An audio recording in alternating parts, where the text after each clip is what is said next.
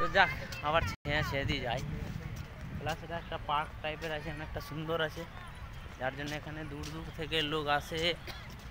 Plus আমরাও দূর থেকে এসেছি, মালদা বলে তো এখান থেকে তাও মিনিমাম কত 500 কিলোমিটার হবে না? হ্যাঁ 500 না 550, হ্যাঁ এরকমই 500 550 600 কিলোমিটার দূর হবে।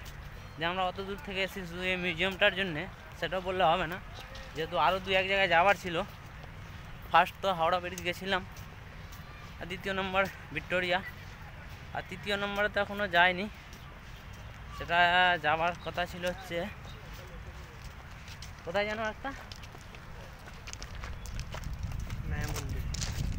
ও মন্দিরে তো যাওয়া হয়নি। মন্দির যাওয়ার জন্য এখনও অনেকটা সময় আছে, আর এখানে অনেকটা গরম, প্রথমে যে রেস্ট করতে হবে। তো পাথরে হাঁটতে ভালোই মজা লাগে, আমি তো হাঁটিনি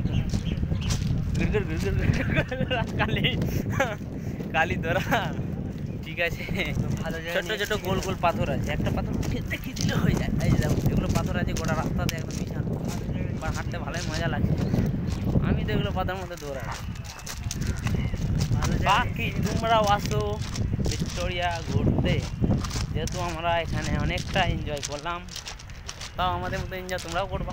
আসো, এনজয় হবে একদম পুরা। তো আবার চলে আসলাম সে ফুলের ওই বাগানে, যে বাগান দিয়ে প্রথম দিক দিয়ে আমরা স্টার্টিং করেছি। তো ওই গেট ঘুরে আবার ফার্স্ট গেট, যে গেটে আমরা ঢুকেছিলাম ওই গেটের কাছে চলে এসেছি।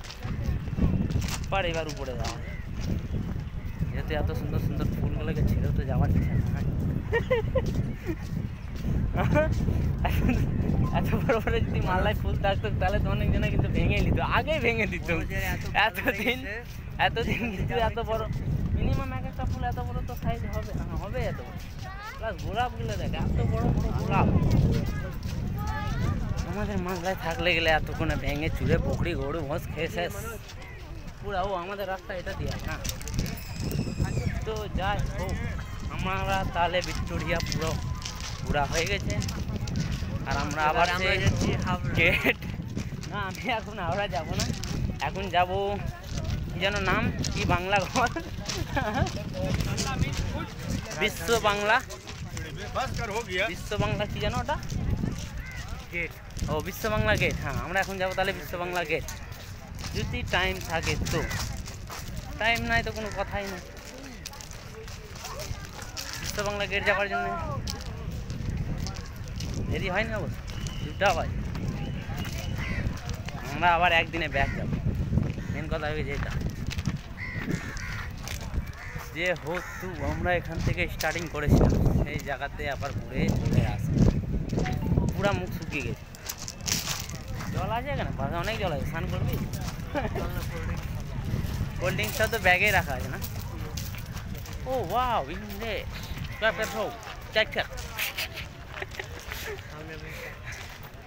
চা বলো, ইংরেজ ভাষা শিখতে গেলে অনেক কিছু করতে হবে, আর এখানে অনেকগুলো ইংরেজ প্লাস ওয়েস্ট ইন্ডিজের সঙ্গে দেখা হয়েও কোনো কাজ নাই, যেহেতু ওদের কি যেন বললো, কি বললো ওরা, কিছু বোঝা গেল না আগা গোড়া।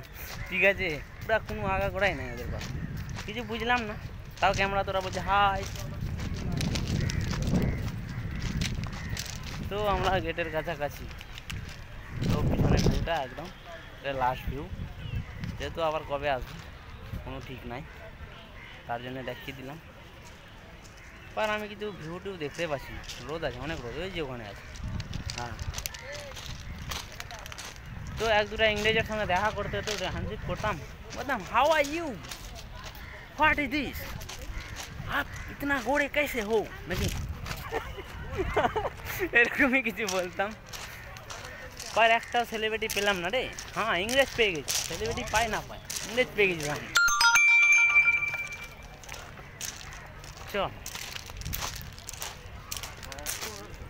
ইংরেজদেরকে নিয়ে কিছু কমপ্লিট করা যায়।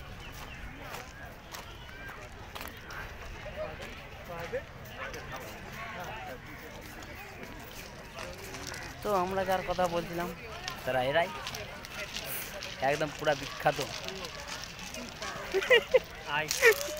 চল ব্যাগটা নিয়ে আয়, চাবিটা নিয়ে যা। তো ব্যাগ দিয়ে আসার জন্য এটাই চাবি ইস্তেমাল করা হয়েছে। এখন যাবে ওখানে ব্যাগ নিয়ে এখন আসবে আর আমরা বাইরে বেরাবো। যেহেতু আজকের মতন আমাদের ভিক্টোরিয়া এখানে ঘোরা কমপ্লিট। আজকের মতন ভিক্টোরিয়াকে টাটা। বাকি বাইরে বেড়ায়নি, তার জন্য এখন দুটা শেরের সঙ্গে দেখা করা হবে। দুটা শের, সে হলো এই শের, একদম দুমুখা শের। বাঘের বাচ্চা কাকে বলে না। পুরো বাইরে বেড়াবার জন্য রেডি। কারণ আমার ক্যামেরা করে করে হাত ব্যথা হয়ে গেল, বাস এটুকুটা ভিডিও করতেই পারি। এটুকুটা বলতে না, গোটা দিনমনের ভিডিও আজকে হয়ে গেছে, এটুকুটা বলাই যাবে। তো তোমরা ফাটাফাট ভিডিওটাকে দেখো, ওয়াচ করো যে আমরা এসে করলাম কি। প্লাস একদিনের জন্য আসলাম, বড় কথা হচ্ছে এইটাই। একদিনের জন্য এসে এত কিছু করবো যে তোমরা দেখতেই পাবে, বাট একটু দেরি করে।